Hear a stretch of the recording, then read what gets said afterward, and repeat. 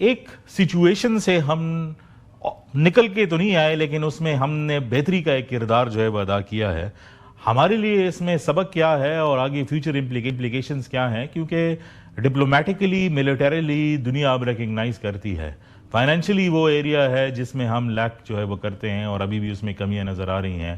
How can we leverage our position سر؟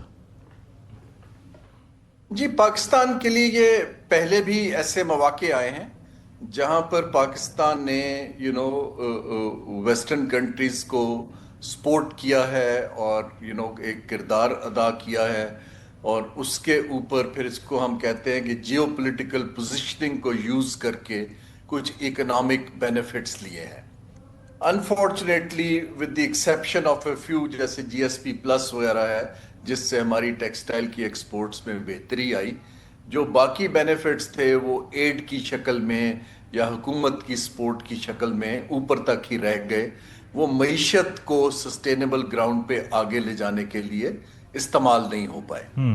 ابھی پاکستان کے پاس پھر سے ایک اپرچونٹی ہے جہاں پر دنیا پاکستان کا ایک کردار کو اپریشیٹ کر رہی ہے.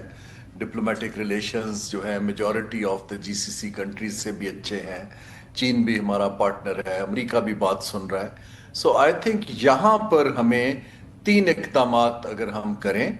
ایک تو ہمیں ان کے ساتھ مل کے جو میکرو سٹیبلٹی ہے جیسے بات ہو رہی ہے، یہ جو سال کے ڈپازٹس ہیں ان کو اگر ہم 3 سال پہ لے جا سکیں اور تھوڑا سا بڑھا لیں تو ہمارے ریزروز میں کچھ استحکام رہے گا. جی سی سی کے ممالک کے ساتھ اگر ہم ڈپلومیٹک بات چیت کر کے جو ہمارے وہاں پر لوگ ہیں سم ہاؤ ہم ریمیٹنسز کا لیول وہاں سے 50% آتی ہیں اس کو انشور رکھیں تو ہمارے پاس کرنٹ اکاؤنٹ کا توازن اتنا نہیں بگڑے گا. تیسرا یہ ہے کہ ہماری جو 2-3 کمپیٹیٹیو انڈسٹریز ہیں جو ایکسپورٹ میں گلوبلی اس وقت ویتنام سے، کمبوڈیا سے، بنگلہ دیش سے بہتر ہیں. ویلیو ایڈڈ ٹیکسٹائل ہے، سپورٹس گڈز ہے، آئی ٹی ہے. ہم ان کے پیچھے کھڑے ہو جائیں اور ان کے لیے مارکیٹ ایکسیس کی بات کریں اور یہاں ان کو سپورٹ کریں فائنینشلی بھی، لانگ ٹرم فائنینسنگ سے اور ان کا کاسٹ آف ڈوئنگ بزنس سے، تاکہ وہ اپنی کیپیسٹی کو ڈبل کر سکیں. اس کا یہ فائدہ ہوگا جو چلتا کاروبار ہوتا ہے جس کے پاس آرڈرز ہیں اس کو ڈبل کرنا مشکل نہیں ہوتا. اس سے جاب بھی کریٹ ہو جائیں گے، آپ کے پاس کچھ فارن ایکسچینج بھی آ جائے گا اور آپ کا بیس ایکسپینڈ ہو جائے گا. اس کی کلوزنگ سٹیٹمنٹ یہ ہے کہ یہ کون کرے گا. میرا نہیں خیال کہ ہماری کرنٹ بیوروکریٹک جو سیٹ اپ ہے اکنامک مینجمنٹ کا وہ اس قابل ہے کہ وہ اس کو کر سکیں.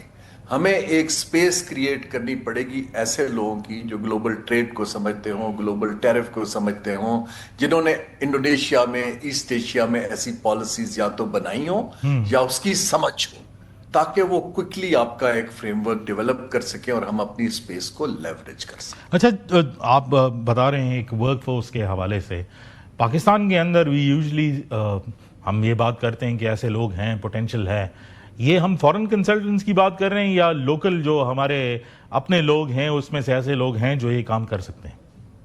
جی، میں تو بالکل بھی کنسلٹنٹ کی بات نہیں کر رہا ہوں. میں تو کہہ رہا ہوں کہ جو ایکسپرٹس ہیں موسٹلی پاکستانی جنہوں نے دنیا میں کام کیا ہے، یہ جو سپیس کریٹ کرنا ہوتا ہے نا جی، اگر آپ ان کو بیوروکریسی کے ماتحت کر دیں گے پھر آپ کا کام کبھی نہیں ہوگا، کیونکہ وہ آپ کو پھر سیکنڈ گیس کرتے ہیں. آپ کو ادارہ جاتی کچھ تبدیلیاں کرنی ہے. جیسے ہمارا ادارے ہیں، پلاننگ کمیشن کبھی بھی منسٹری نہیں تھا، پرائیویٹائزیشن کمیشن یا بورڈ آف انویسٹمنٹ کبھی بھی وزارت نہیں تھے. ان کے اوپر ایک بیوروکریٹک کیپچر ہو چکا ہے. آپ ان سپیسز کو کھولیں اور ان کو آپ پروفیشنلز کو دیں، اس کا سی او لگائیں، ان کو ٹارگٹ دیں کہ جی آپ نے 6 ماہ میں ہمیں یہ پالیسیز بنا کے دینی ہے. ہم آپ کو سپیس دے رہے ہیں اور آپ کی بات سنی جائے گی. لوگ خالی پیسے پہ نہیں آتے ہیں، لوگ آتے ہیں کہ can I really deliver in this system. ابھی یہ کیپچر ہوا ہے جو ہماری بیوروکریٹک ایجنسیز کے. اچھا، ایک بہت بڑا پرابلم جو ہے وہ انرجی کرائسس کا ہے. I really want to hear your analysis کہ اگر ہم جو ہے متبادل فارمیشنز میں جو ہے وہ جاتے ہیں انرجی کرائسس ایورٹ کرنے کے لیے، long term, medium term, short term کیا کرنا پڑے گا جسٹ فار این آؤٹ لائن، اور کیا ہم یہ برداشت بھی کر سکتے ہیں فار اے لانگ ٹرم کہ نہیں؟ دیکھیں جی ہمارا ملک 85% جو پیٹرولیم پروڈکٹس ہے اس کو امپورٹ کرتا ہے so we are an import dependent country on an essential thing جو ہماری لائف لائن ہے. ایک تو ہمیں یہ امپورٹ کو کم کرنے کی ضرورت ہے تھرو آلٹرنیٹ فیولز جس کے اندر بایو فیولز ہیں. امبانی جو ہے انڈیا کے اندر $7 ارب کے بایو فیولز کی ایکسپینشن کر رہا ہے. میرے پاس یہاں انویسٹرز ہیں جو کرنا چاہتے ہیں بٹ ہمارے پاس پالیسی فریم ورک نہیں ہے. سو ایک تو ہم آلٹرنیٹ کی طرف جائیں. دوسرا ہے management of demand. I think we are excessively using. Luckily ہمارا یہ جو امپورٹڈ فرنس آئل وغیرہ ہے جو کروڈ ہے اس کو آپ بجلی بنانے میں اب کم استعمال کرتے ہیں. یہ ٹرانسپورٹ اور لاجسٹکس میں یوز ہوتا ہے.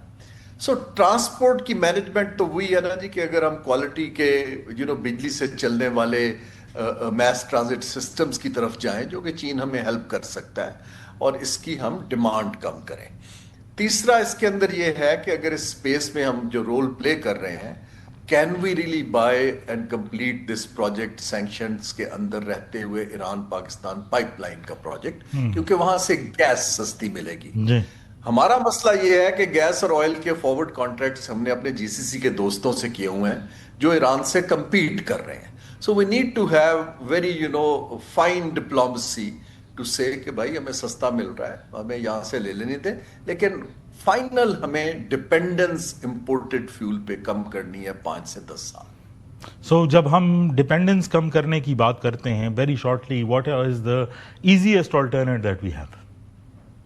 جی میں نے آپ کو دونوں بتایا ہے. دیکھیے ڈپینڈنس کے اندر ڈیمانڈ کو اگر ہم 25% کم کر لیں اگلے 3 سال میں مارکیٹس کو ٹائم پہ بند کریں کار پولنگ شروع ہو جائے سنگل آدمی یہ ہر سویلائز کنٹری کرتا ہے جو کاربن ایمیشنز کو روکنے کے لیے سو ڈسپلن لوگوں کو لائف سٹائل کے اندر ڈسپلن. سیکنڈ ہے کہ ایمفسس سڑکیں بنانے کی بجائے آپ پبلک کوالٹی پبلک ٹرانسپورٹ کی طرف لے جائیں.